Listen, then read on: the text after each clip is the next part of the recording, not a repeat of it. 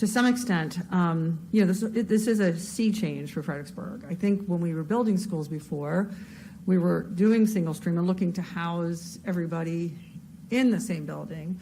To shift to a smaller school population is sort of a new goal, because it wasn't our goal in the past. It was, how do we house all of our, K through whatever students.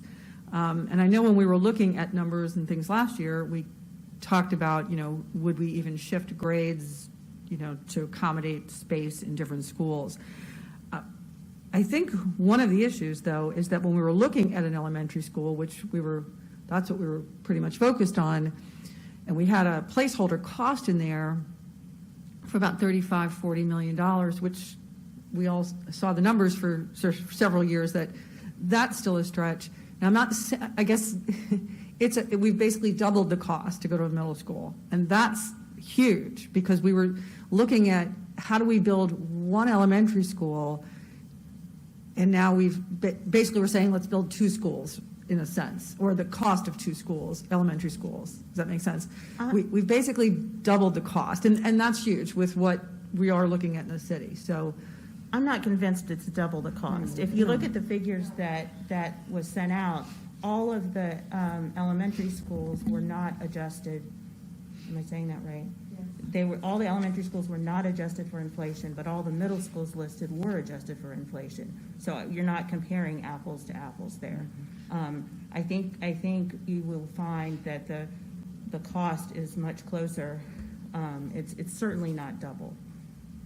So I don't think we've done enough, to really know what it's going to cost.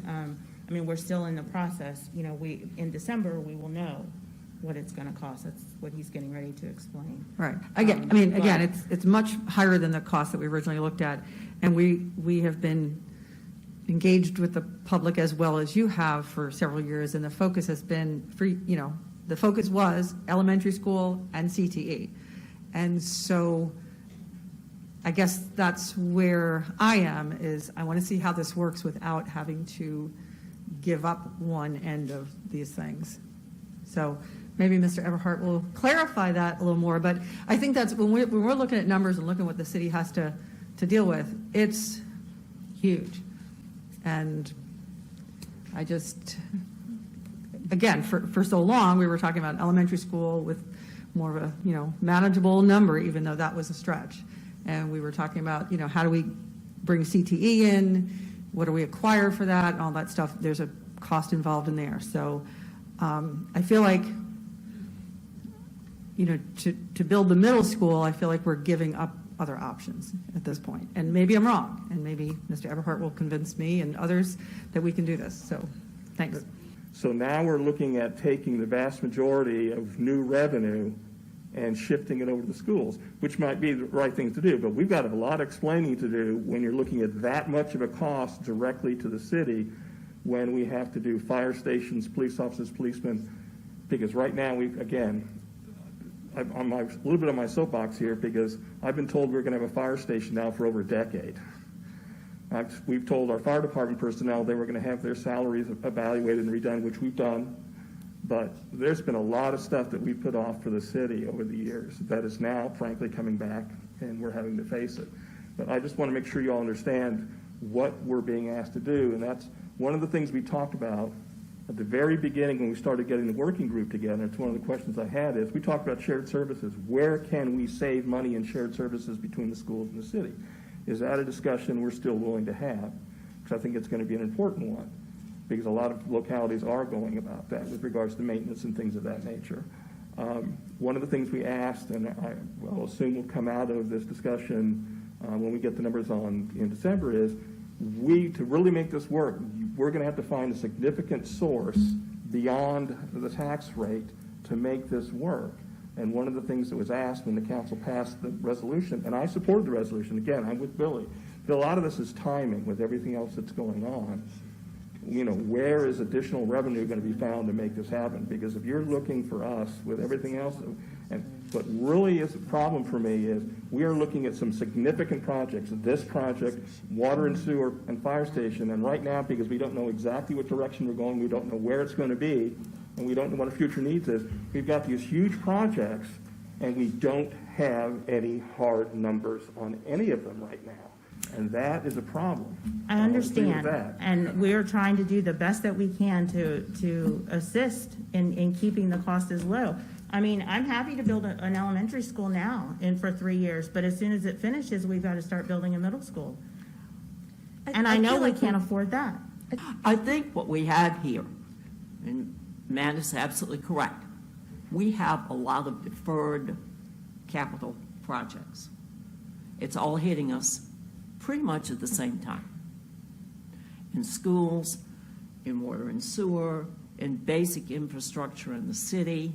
I mean, we want to spend $73 million in the next 3 years, and that's not going to be all we've got to spend for water and sewer.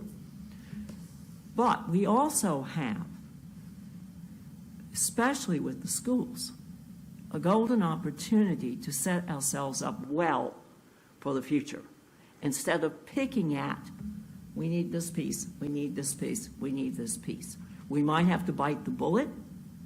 Our citizens will have to live up to what they have told us, that they're willing to pay for education.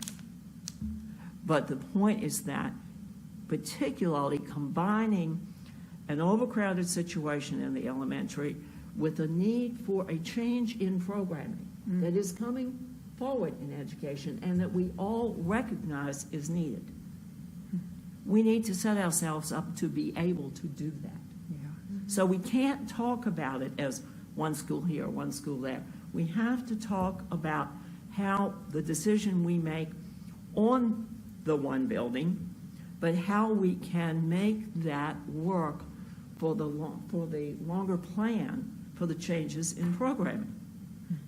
And it might very well mean the middle school plus something else.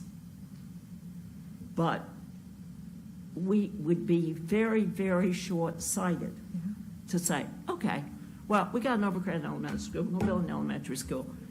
We're not going to think about all those other things. We just do that right now. That's a stop. That's a Band-Aid. We do not want a Band-Aid approach. We can't afford a Band-Aid approach. So I think we have to look at the whole picture.